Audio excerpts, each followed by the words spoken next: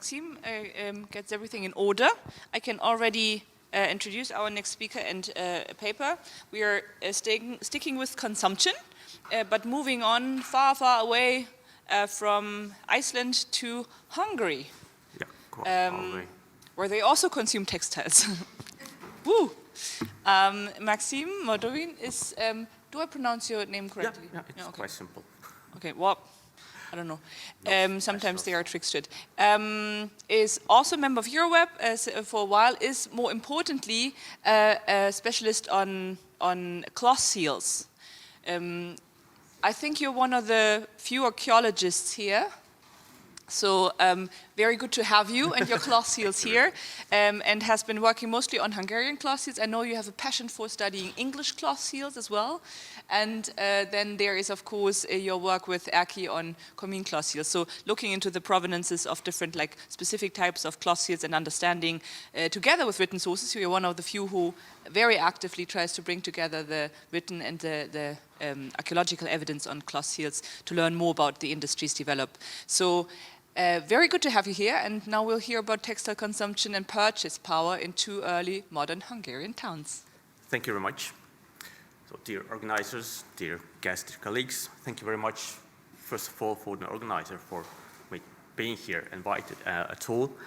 And as archaeologist, I'm going to speak mainly about archaeological finds, but of course I have to introduce some the whole topic about the cloth trade in Hungary. So I will speak by the end of my presentation about two sites.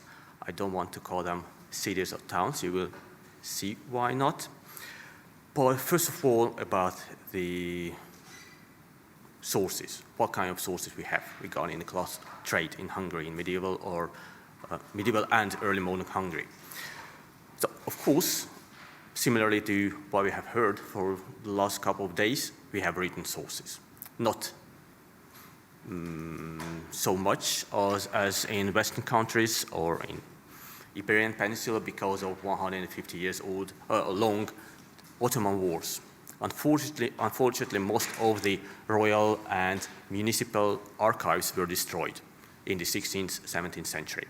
So we have quite very few survived sources, but still there are some similar groups of written sources, of course, customs accounts, charters, inventories, some testaments, and so on and so on. So similar, all similar medieval or common medieval sources with a lot of written or named medieval fabrics. There is a, I would say, sad tendency in those sources in Hungary, because in the earlier part of the Middle Ages we have toponymic names for the cloth fabrics. I guess it is similar for all Europe. But from the 16th century onward, we have we have mostly fantasy names, I don't know how to call them, which name different fabrics, but not according to the place of origin, but according to, we don't even know why, some unidentifiable places, identifiable names. We cannot trace their origin, just some Hungarian and Turkish and some German names, but without mentioning any place of origin. But at least for the Middle Ages, we have very good material, very good archival material. You see just one example of those. Nice charter from the 14th century mentioning is Pecebani Ipreti, that is Iper Octo Ulnas, that is 8 ells of cloth from Ypres, which was very important and popular. So I'm not going to show all the charters and all the sources. There are not, as I say, not too many of them, but just summary of what kind of cloth was traded in Hungary. Certainly, the most important group of those sources, of those fabrics, came from the Flanders, Brabant, Holland, and so on and so on. And as you see, those are the earliest. So this is the earliest layer of cloth imported to Hungary. In Middle Ages, so of course Ghent, Tournai, Ypres, Bruges, and so on and so on. I'm not going to name all of them separately, but what is very important, there are 3 categories of customs duties in the resources, so 3 categories of prices. First, second, and third, as you will see. First is the highest, is the most expensive one. So there are not separate customs duties for each type of fabric, but there are groups. And for example, cloth from Ghent and cloth for Ypres was taxed similarly at the custom places. And there you see second category, that's still very high quality, very good quality, but it's a bit cheaper than the first group. And you will see there is a third one, and even a bit below the third one, but it's not mentioned. And from the sources, we know that, for example, the connection between the first and the second group, and of course some places were presented on the Hungarian market with several groups or several quality groups of fabrics. For example, Tournai is one that had 2 types of fabrics, as you see, heavy and light one. So one was the same category as Ypres, for example, and the easier one was the second category. That means that the tax, customs duty was half of the first category in this case. Another, of course, German cloth. It was very, very popular in the late Middle Ages, so mainly from the 15th century onward. For example, Aachen is one of the most often mentioned cloth in the Hungarian sources, and Cologne also. And they belong to the second category, but still very high quality according to the sources. And I see Frankfurt, Butzbach, and so on and so on. Some places nearer to Hungarian, the Kingdom of Hungary, Vienna, Thun, these were the cheapest. So these were the cheapest fabrics from Vienna and Thun, and even cheaper than the Austrian cloth was that from Moravia, Bohemia, Silesia, and Lausitz. And according to resources, we know the amounts imported to Hungary. And for example, Aachen from Germany was very popular. From Cologne was also very popular. Ulm was also very often mentioned. And the most widespread and the cheapest one was cloth from Görlitz. And we saw that even in the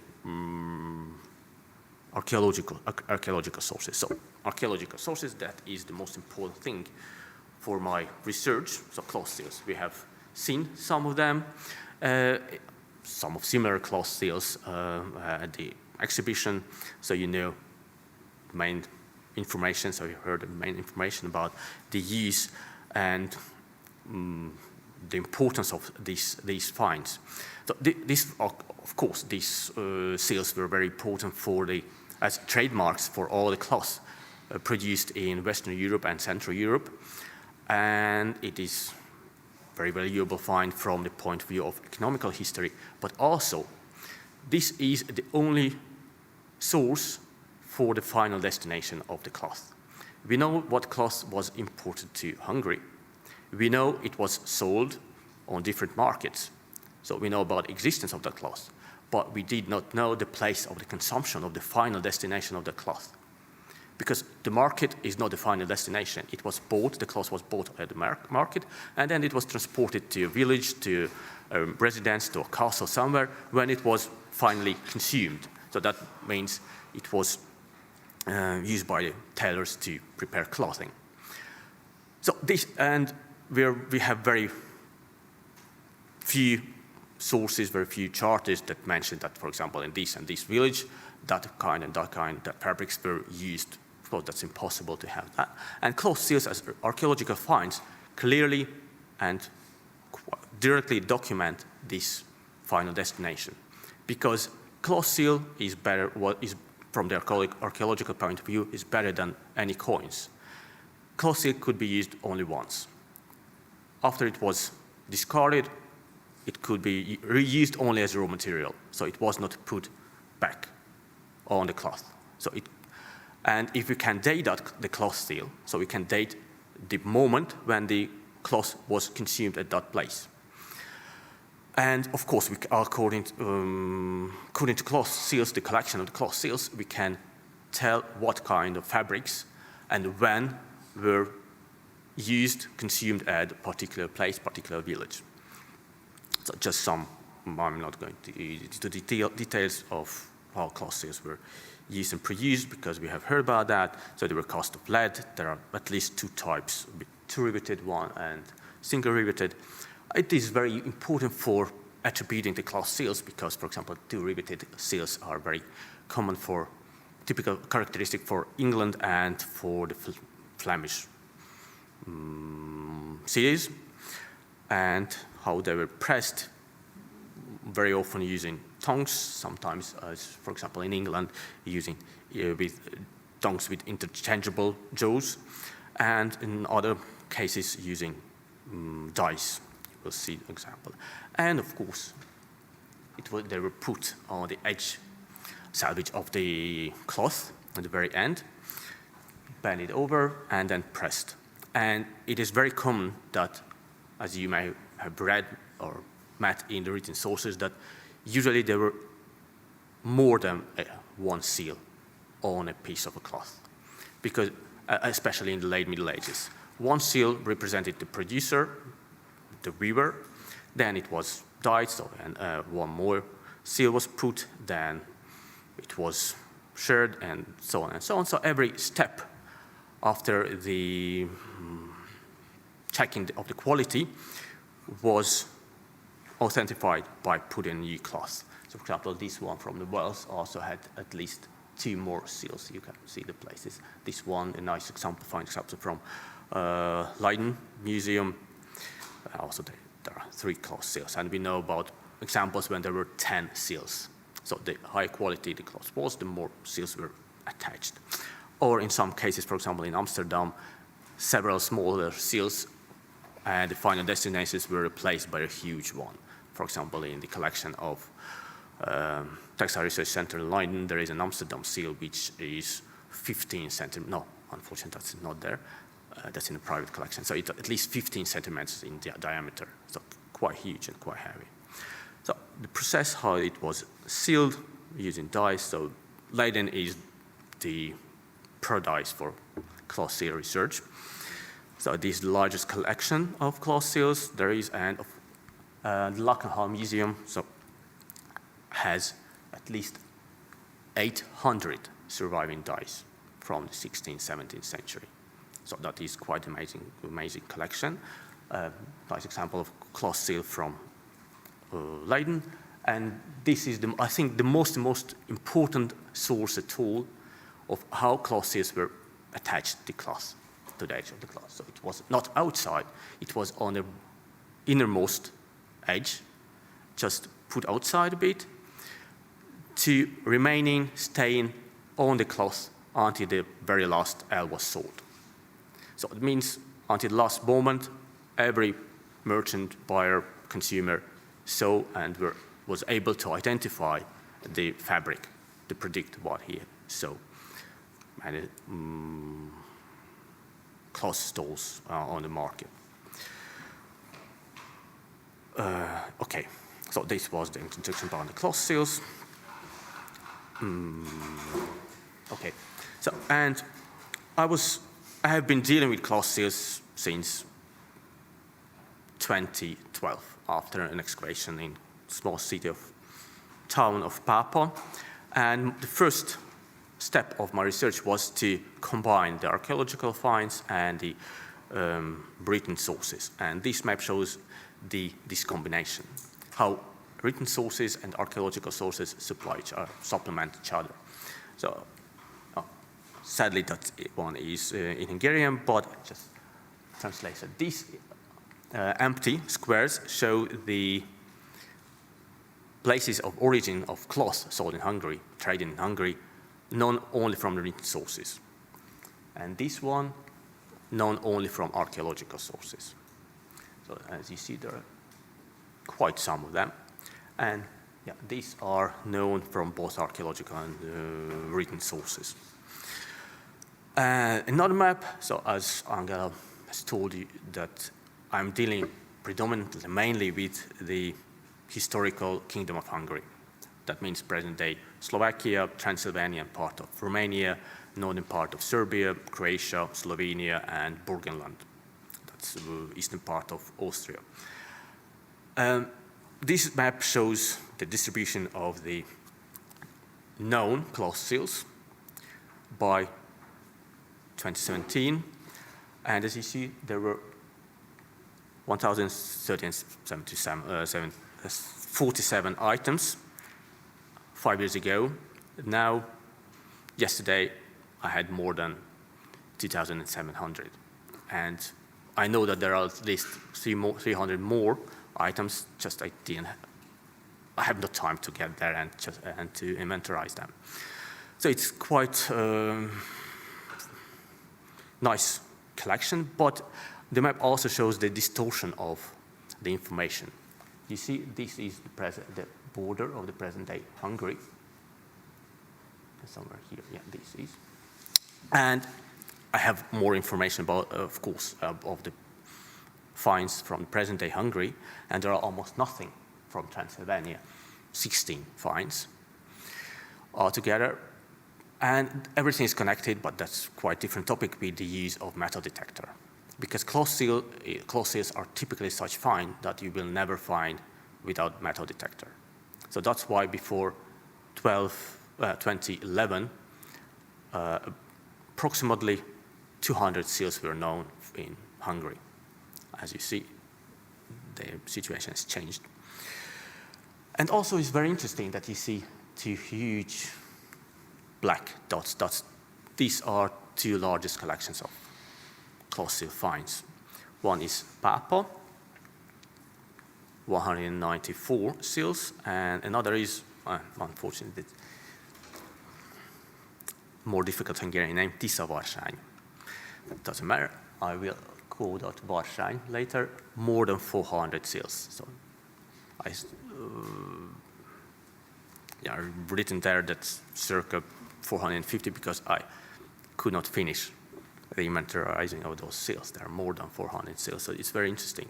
So I'm going to compare these two sites, and they're, from some point of view, very similar because, as you see, the largest collections of cloth seals, usually we have 20, 30 from a site, and from the other point of view, they're very different. So the main question is, can we compare such places, such settlements, using only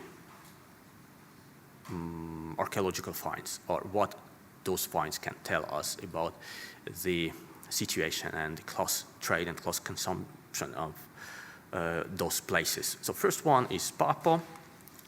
It's a very nice, very cozy small town in western Hungary. Nice map you see. It was a border town during the Ottoman Wars, so it was it had very prominent position as a border town, so it had really vivid trade. And of course there was a military garrison, which also was a very important consumer of cloth. In the 16th, 17th century, the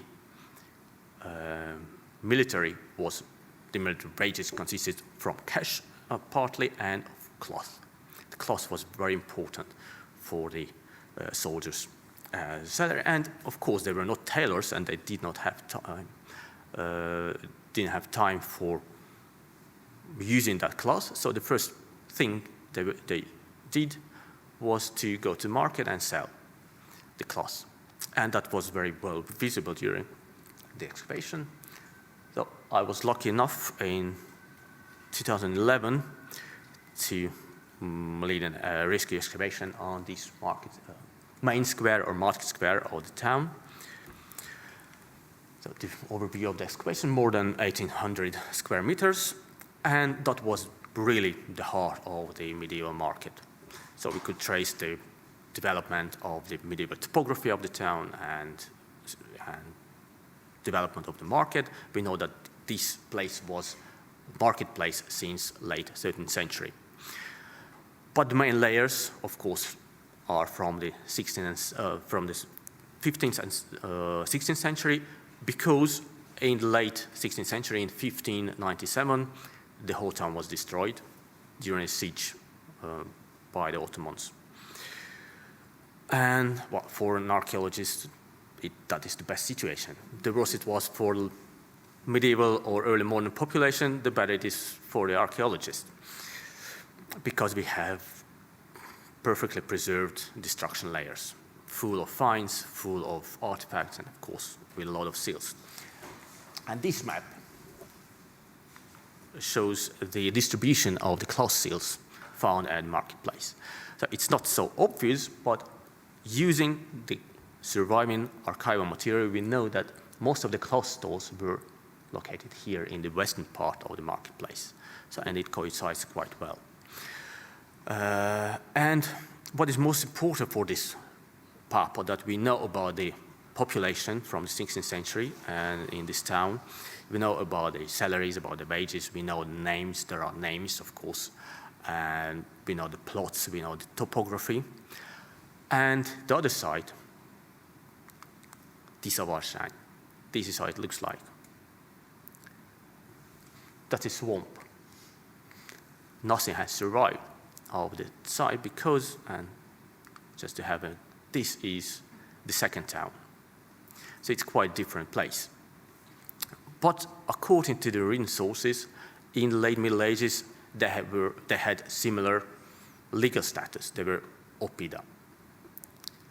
And they had similar number of population. The main difference is that Papa was a border town with military garrison, and then it was fortified. This is, as you have seen, as you may see, this was a river crossing. This was the most important river crossing over central part of Tisa, River Tisa. And this was the place where the kings crossed the river always. So it had huge income of all these movings there and back. And the settlement existed, Tiszavarsány or Varsány, existed until the 60s of the 1560s as a river crossing, but after another town northward of here called Szolnok was occupied by Ottoman forces and a bridge was built there, the river crossing lost its importance, lost its function at all, and gradually the settlement was abandoned. So by the end of the 17th century, it was empty. We know that from indirect written sources that nobody lived here any longer because it wasn't needed. They lost all their incomes and it became a deserted settlement. And it was surveyed several times, but the main methodological difference between researching these two places is that in Papa there was a single excavation, risky excavation, and there is no possibility to go back. So it was excavated and done. This place has been surveyed since 2015, every year, sometimes 2 times, sometimes 3 times a year, depending on the weather and of course on the vegetation. And of course it is surveyed using metal detectors. So it's a systematic survey of the settlement. We have several thousand of finds, only coins more than 2,000 finds. And of course that's why we have 450 cloth seals. But still, it is very unusual. There are several settlements also surveyed very intensely, but with much smaller collection of cloth seals. So this is something exceptional, even especially for Hungary, I would say. So let's compare these 2 places and let's see if they are at all comparable. Now let's have a look at the cloth seals finds. So this is the main part. So first, the first or second price category, Flemish and cloth from Low Countries. So, and left side, you see, left side, cloth from Papa. Just some examples. I will not show all the cloth seals. That's impossible. 450, it's of course impossible. So, of course, there are cloth seals from Aras at both sides. This is very well comparable to the written sources, Aras was very popular in Hungary, and it was quite good quality, but it wasn't so expensive as, for example, cloth from Ypres or Ghent or Brussels. And you also can see, hope so, very fine imprint of the fabric on this seal. So sometimes cloth seals help checking the quality of the cloth, original cloth. So we can compare, for example, this with cloth from Nuremberg or other places. What is interesting, Leer, not so important place, but it was also popular somewhere in Hungary. So there are quite a lot of such seals, as you see. At least 5 seals were found in Warszawa. And strange one, for Hungary, at least Valencian, or I cannot pronounce it properly in French, but something like that. I've seen that it was popular in Portugal. It is mentioned in Portuguese sources, but it does not exist in Hungarian sources, or at least we could not identify that word, how it was named in the written sources.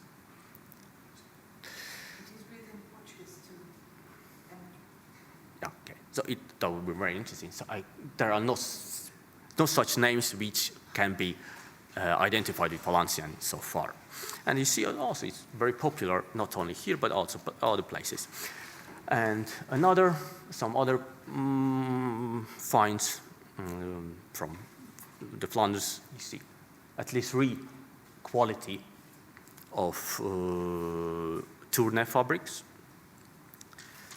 and 1 quality of Ypres fabric. About Tournai, we know that most of the Tournai seals have been found so far in Hungary. We have more cloth seals from Tournai than from the rest of Europe. Now, I would say we have 3 times as much as from the rest of Europe, so a lot, couple of hundreds.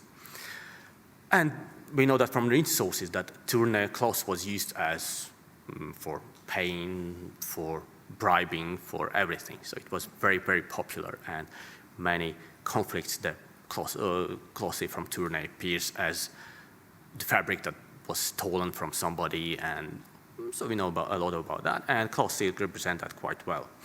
And also, as I've shown, that there are at least 2 types of such seals. You can see that there are no such seals from Papua. It's not because they could not afford to buy that seal, that cloth, but this is the consequence of rescue excavation, that there are no such layers, no layers from late 14th or early 15th century. So this is the only reason, I guess, that we don't have any Tournai seals in Papua, but Ypres seals are rare enough. So second group, German seals. And of course, there are at least 3 larger groups from Germany. Northern part, well, I call that northern part because that's northwest, Aachen and Cologne. They're really widespread. As you see, 22 seals only from Aachen. So also quite well resembles or reflects the written sources. So Aachen is very popular in written sources, and of course as cloth seals. Again, there are none such seals from Papua, the same reason. These are from the 14th and late 14th and early 15th century. Well, Cologne, and there is 1 from, there are 3 from Papua and 1 from Warszawa and some other. So this is a questionable one. It has a coat of arms very similar to Schmallenberg, but I think now that it might be even Hereford because it's fragmented here. So they're not so far from each other. So maybe something, but from that region, that's quite clear. And very interesting cloth seal from Butzbach. It's mentioned in written sources, so I was not surprised, but still, so Butzbach is quite far from Hungary, as you see, and it was not so important cloth production center as, for example, Cologne or Aachen. Another group, so this group has more surprises than the others. Of course, I might mention the first one, Dinkelsbühl, and this is the cloth from Dinkelsbühl. So I know that is very important for this museum now. And as you see, no data. That means they do not appear in the written sources. So we know about trading of these cloths, of these fabrics, only from the archaeological finds. And that's why it's important. And when I started to deal with cloth sales, well, of course, it took me for a while to decipher this inscription. It's written Wurzen. I've never heard about that, so it's sometimes very hard to identify something that you have never heard about, even when it's, especially when it's written in medieval or early modern spelling.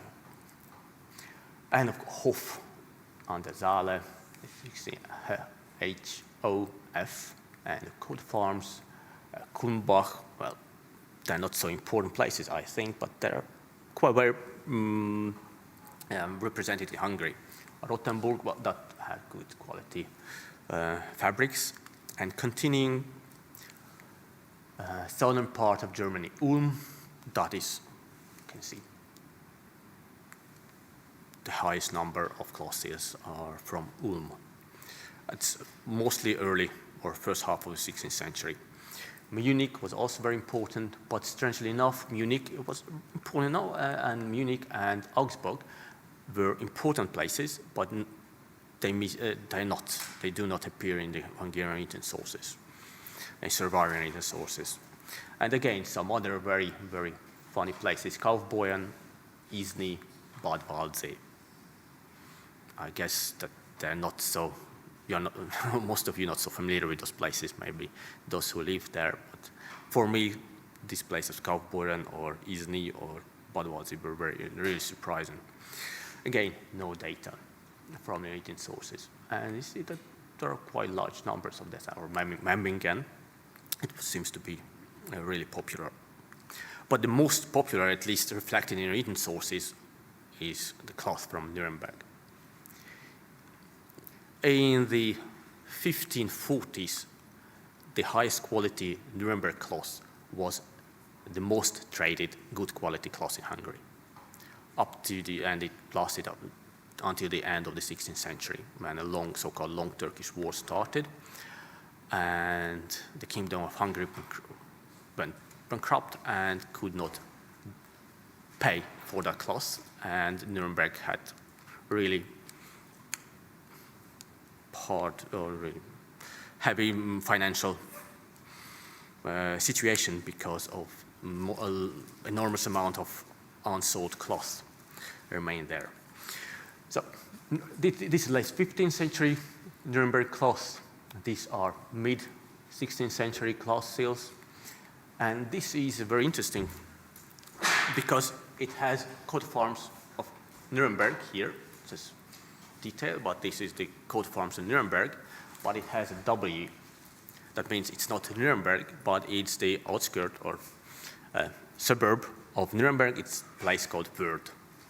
And it's good because it's the same, or mostly the same weavers produced this cloth, or masters produced this cloth, but it was cheaper than original Nuremberg cloth. So according to written sources, we know that it belonged to the second tax or taxation category. So it was a bit cheaper, and that's why we usually have more such sales all around across Hungary. Not in this case, because as you see, Nuremberg cloth was really popular here.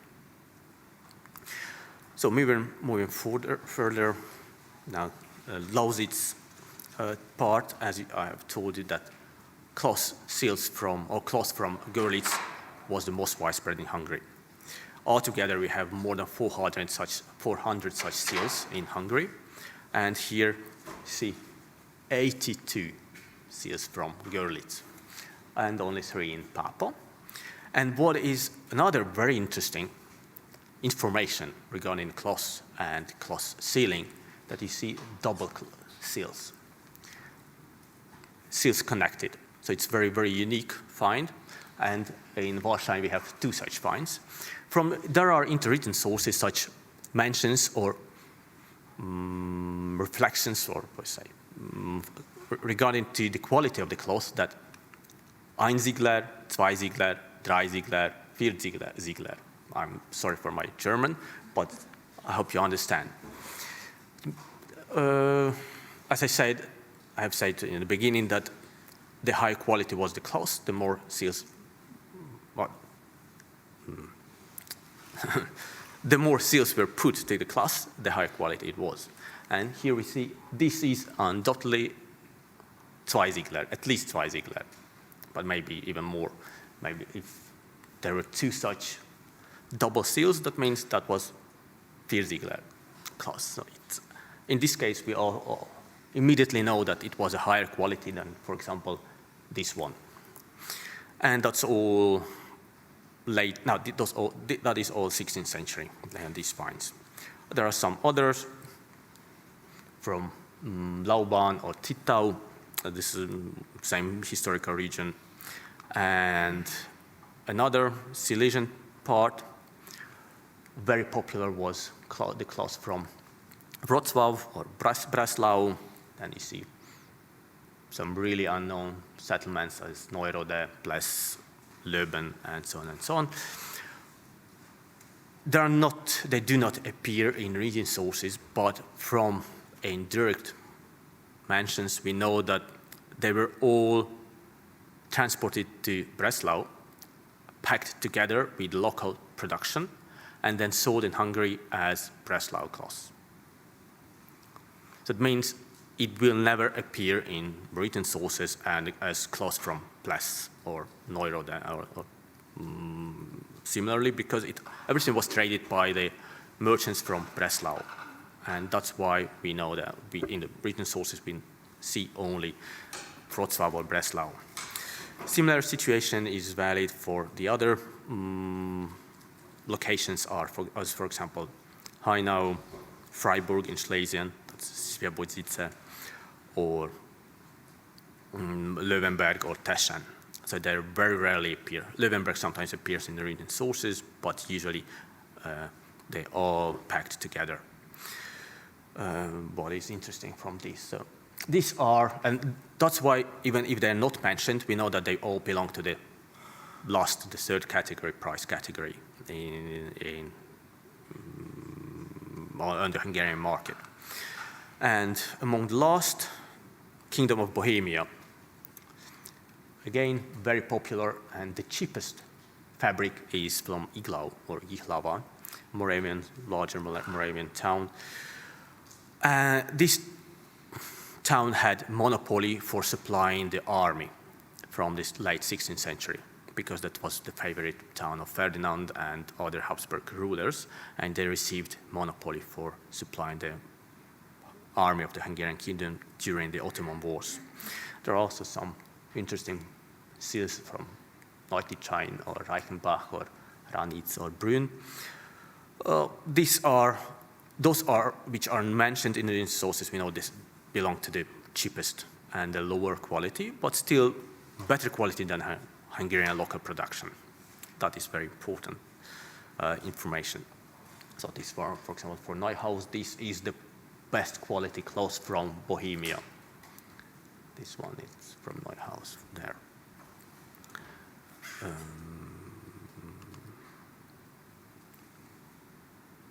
Okay, and the last group of the seals, most of them more or less appear to be English, but you see the difference. So this is unquestionably English, an authentic English cloth. But this also has something like more English-like coat forms with an completely unreadable, illegible inscription. So that's this one, and you see some other examples. So that is, there seems to be English, but most of them not. The question is how to deal with this when we are examining the purchase power and consumption of a particular settlement. I think since they were traded as English cloths, that means they were prices most probably as high as the original English cloth, maybe a bit cheaper, not to be completely, how to say, out of mind, I may say, because of you see the difference. That's quite. I'm sure it was very striking for the locals in that time. But regarding dating, these are the last. These come from the last decade of the 16th century, but this can be dated to the 1560s. So there are at least 30 years between these two finds.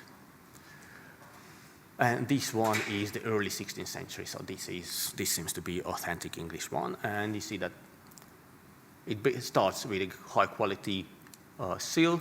Then there are some examples with corrupted but still understandable inscription. And then there is something with completely senseless inscription, and there is the final stage with no inscription at all.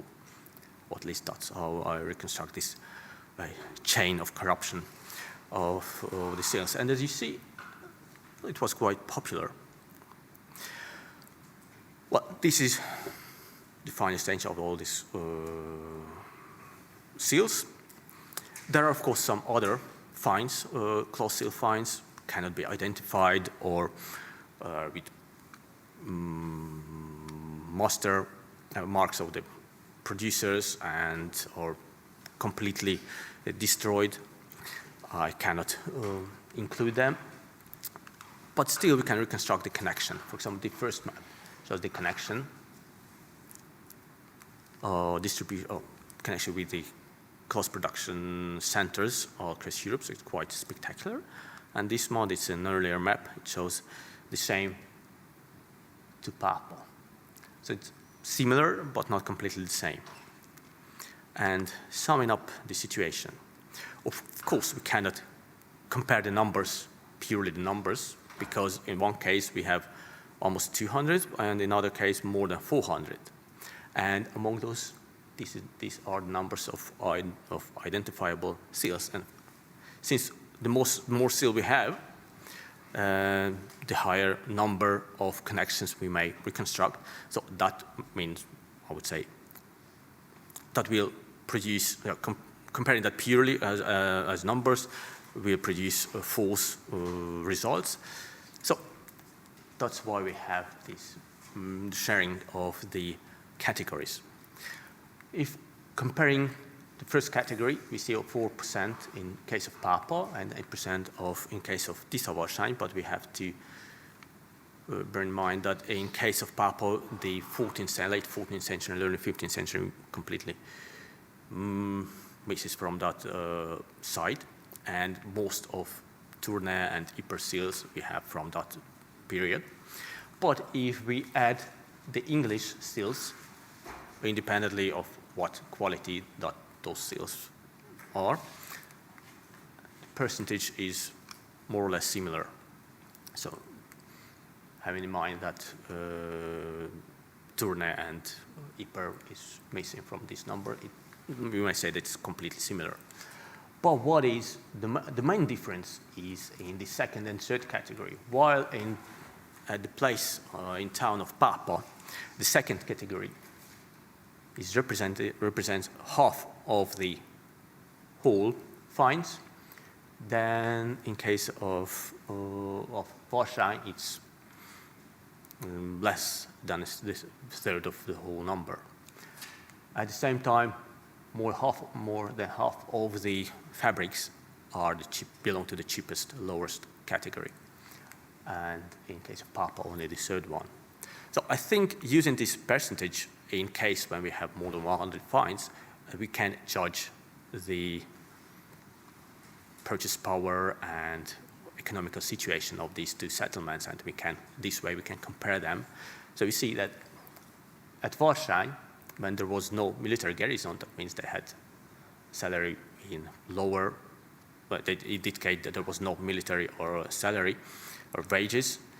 They preferred the cheapest fabrics, while the military most probably, as we know that they were paid very often with English cloth or cloth looked like or sold as clean English, and maybe that's why we, in overall, have a high sharing of the second category. So that is all. Thank you very much, and I'm open to any questions.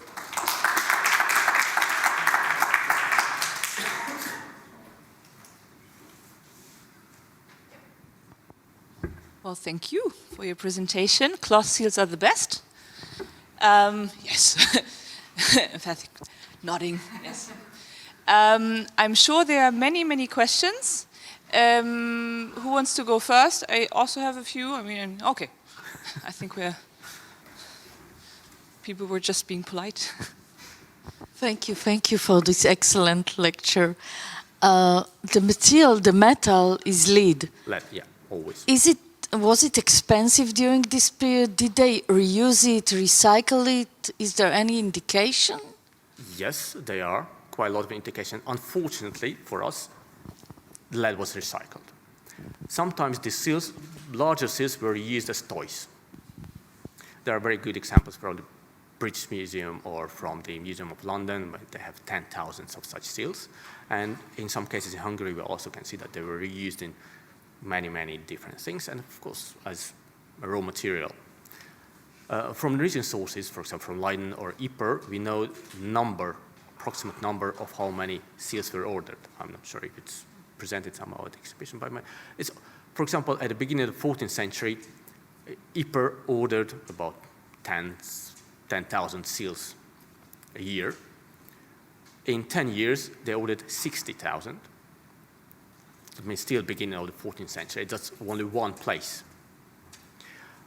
In Leiden, there are perfect documents survived from the late 16th century and the early 17th century with lead seals put on that list, or not list, actually those are bills confirming that they ordered or they received 2,000 raw seals every second week. And that is only one Lackenhall, and that's only one producer. And the seal put on the edge of the paper proves that these seals can be used properly, so the marks are visible.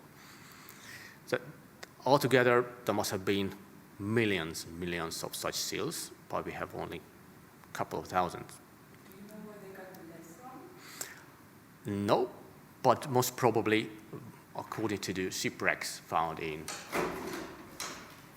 the Netherlands, not far from the shore, Netherlands, from Poland. That's quite a bit dead, right? It is. Anyway, the next question was, I think, you were first. Yes, thanks a lot. Very nice and very good stuff.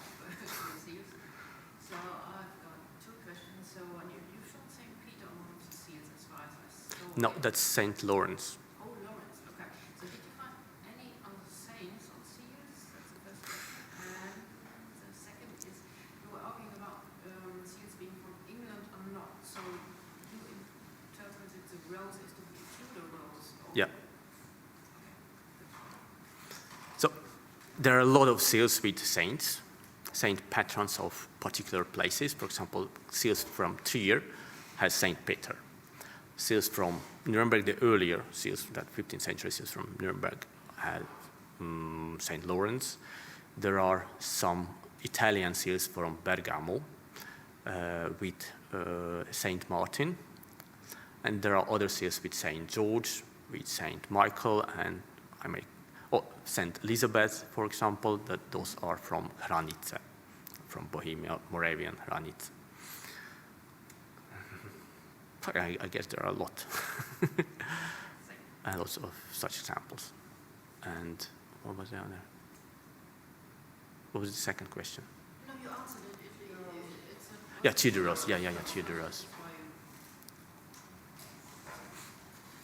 Thank you so much. My question is, any legislation on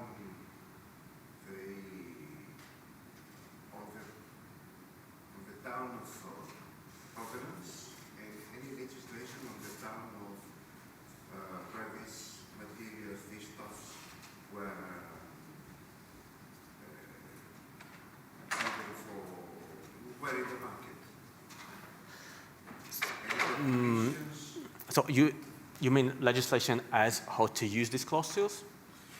For example, imagine that we have fabrics from Leiden. Okay, so if there was any legislation, who makes them,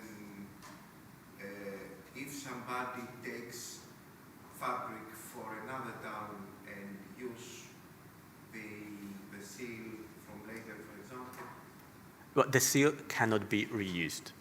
Cannot? It couldn't be reused because it would have been damaged anyway. So this, No. I'm speaking about fabric. Imagine that you have a fabric from Brussels. yep. It is given to Leiden, and the people of Leiden use the seal of Leiden because, let's say, But there were some attempts of imitating of seals, but this is part of forgery. And there were, for example, Saint Omer and Arques, small towns in northern France. They had even wars. So Saint Omer had led several campaigns against Arques, destroying all the looms and everything in Arques because they imitated the cloth and the seals. So nobody was allowed to use other seals. Well, of course, there was a possibility to reseal. So that means a cloth produced somewhere, for example, in England, and then finished in Gdańsk, usually received or a special English-like cloth, but put Gdańsk locally, or local cloth seal. yes, so you speak about prohibitions. The point is what they asked me for. That I'm speaking of the town who produces, if there is any legislation on sealing. Yeah, of course. Yeah. This is what I'm asking. But it's there is a library on these topics. So every town, every city, every production center had, as we know from Spain, had their own legislation of using the seals of the sealing. So at which stage, what kind of fabric, what kind of seal, how many, and so on and so on. There are a lot of written sources published since late 19th century, huge amount. Maybe just like a short comment on that, because it's here we have one commune and one apron and one whatever seal, but within the cities there were sometimes 5 or more different products that would have slightly different seals. So we can't even quite know which of those seals actually refers to which product produced in a given production center. So in other words, it's a huge mess. So we don't know really what kind of quality those seals would necessarily refer to. See two qualities of Turner. This is the smaller one, most probably this is the cheaper, and this is the larger one. This is the more expensive fabric from the same place. And it is also reflected. Sorry. And this is also reflected in the written sources. So there are two types of fabrics from one place, and they had 2 different seals. There are, I think, at least dozens of different seals from Leiden from the same time. So it had very, very complex regulation, especially by early modern time. It was completely chaos to follow it's that. Basically a book in Leiden, I think. Like the regulations are just like very, thorough.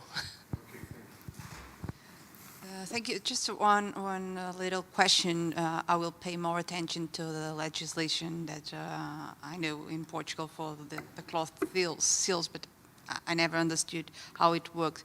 Was it normal to, when a fabric was exported and arrived to the customs house, they took off all the seals and replaced it with seals from the new place where it was? Because if I I have to check it, but I have the impression that the Portuguese legislation stated that once the fabric arrives to the customs house in Lisbon, they cut off all the seals and they replace it with seals from the city of Lisbon, and this also certifies that And then quality was controlled and the taxes were paid. I understand, but then how could they differentiate the different fabrics when all of them had similarly Lisbon seal on them? Yeah, good question. Well, And they had to damage the fabric, the cloth, to remove the seals. Okay, I will check it again. But also, I found records. Maybe another seal was attached, maybe a wax Another seal, but not... They're not removing the original one, because that is the main point. That the fabrics could be sold by the last L recognizably, identifiably.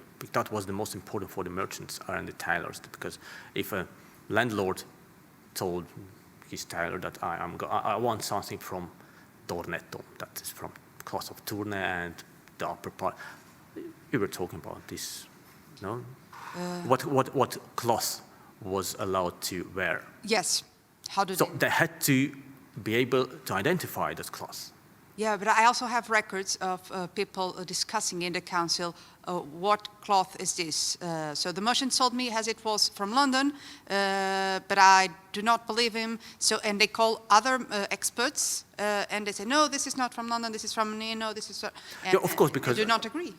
Yeah, the merchants, I'm sure that an average person, middle ages, had no idea about all these seals.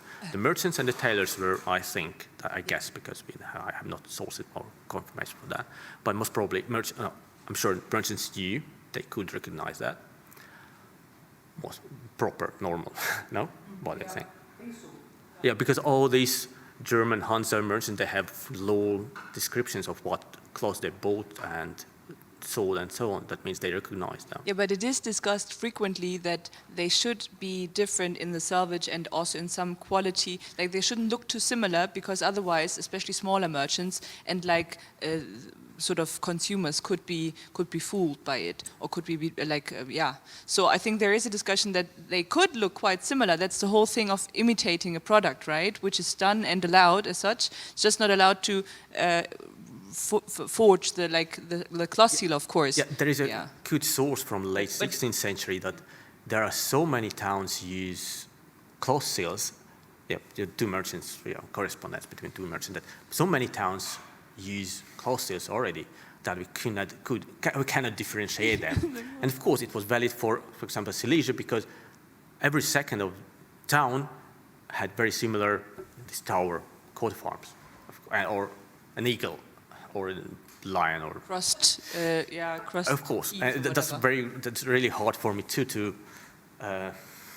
make a distinction between different eagles or different lions or different towers. They're very, very similar in the 16th century, when the quality is even lower. But still, I think we can see with the cloth seals and with other sources that still the variety of high quality like brands was not that, 20 or 30, so it was, I guess, still okay to differentiate. But in Hansa sources, they insist that the seal should be on the commodity for the wholesale trip, sort of. Retail is different, but for wholesale, it should be, the seal must be attached. Yeah, thank you very much for this presentation. Oh, I left out the St. Gallen seal. Yeah, it's a pity, but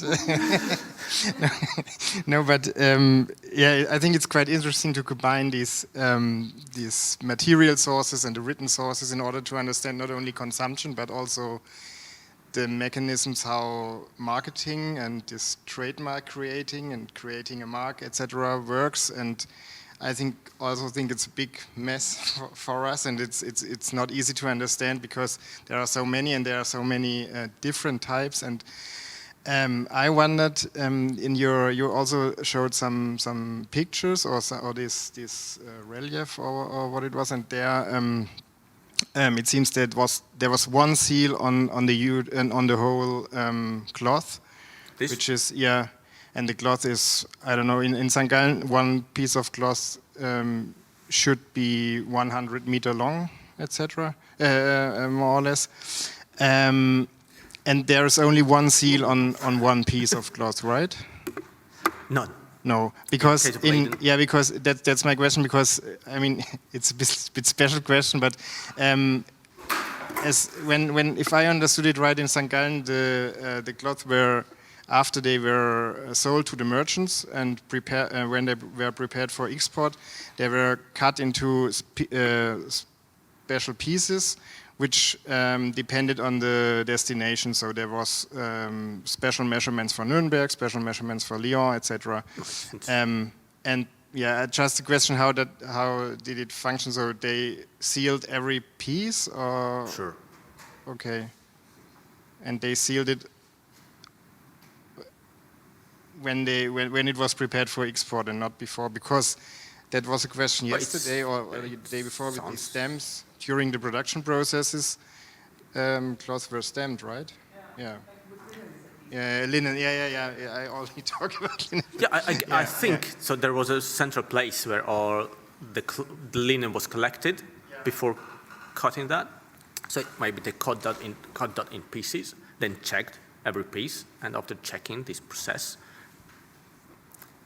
put the seal on the edge. But I do think it's a bit different between woolen cloth and linens.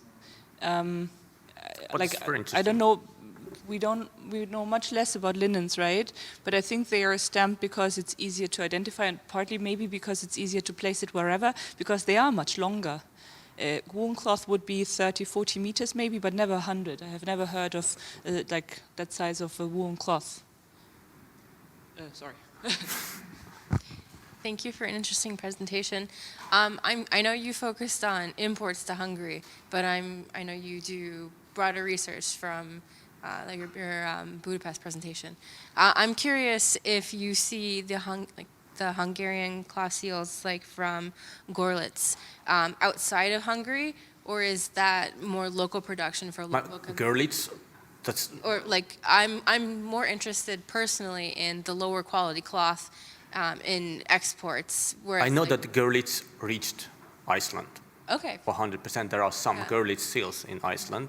An MA student contacted me, and I saw his collection, about 30 seals, and there was seal from Augsburg and from Görlitz, and some Flemish.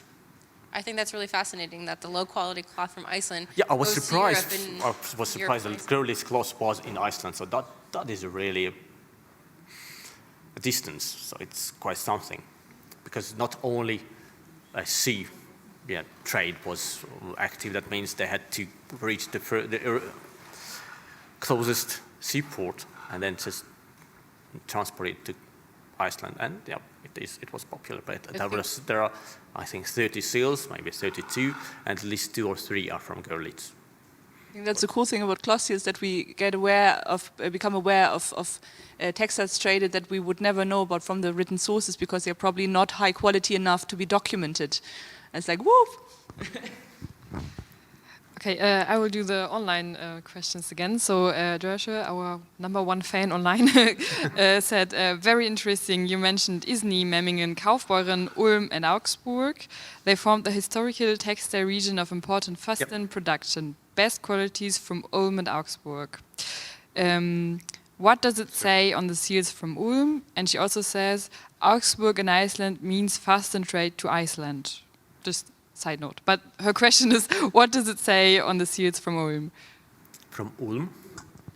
Like, is it? I think it's in the direction. Is it woolen cloth, or are we sure that this is fustian? I think. Yeah, from the sources. Interpreting. Fortunately enough, we know that Ulm traded fustian cloth in Hungary, so it's obvious. So it couldn't be woolen cloth. It has to be the Barche and fustian, whatever. I think so. Yeah, okay. According to comparing with the regions, I cannot judge by the imprints on the seal. Yeah. Maybe sooner or later I will be able, but not yet. Or somebody will be able, but I'm not sure.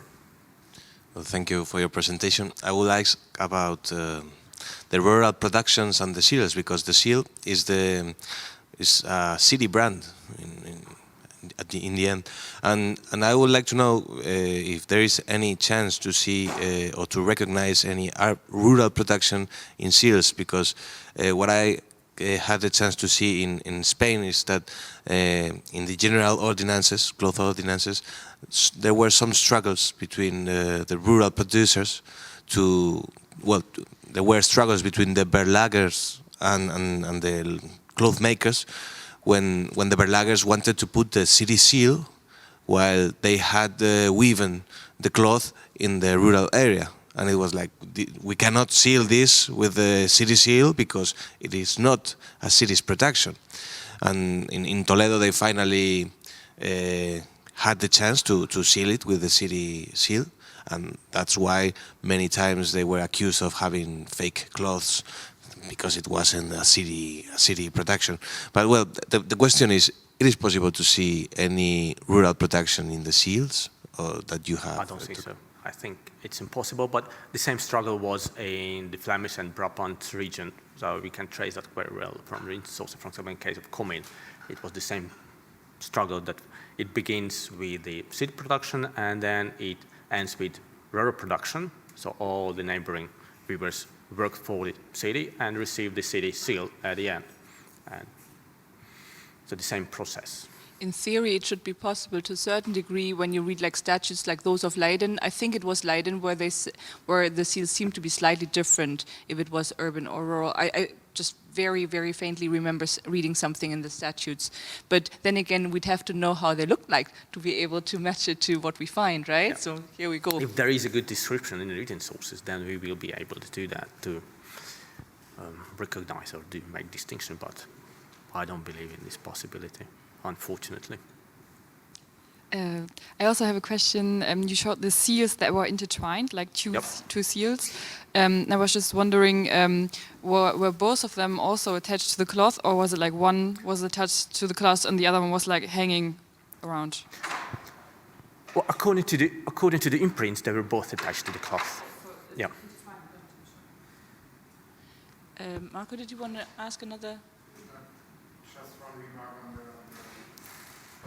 Just one remark on the question about the rural production. If there was a rural market, like in my examples from the day before yesterday, probably they had or they must have had their own seal and sealed it. But these were markets which were created mostly in the 17th, 18th centuries, I think, and not very big markets. Actually, you have a good point, because there are seals. There is a huge number of seals with so-called privy marks or private marks. It means with own marks of the owner or the producer.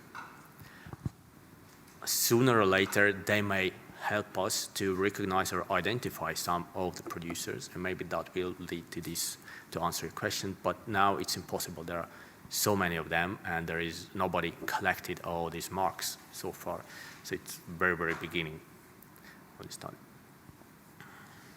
Okay, cloth seals always a hit topic. Thank you so much for all the answers, of course, for the paper as well.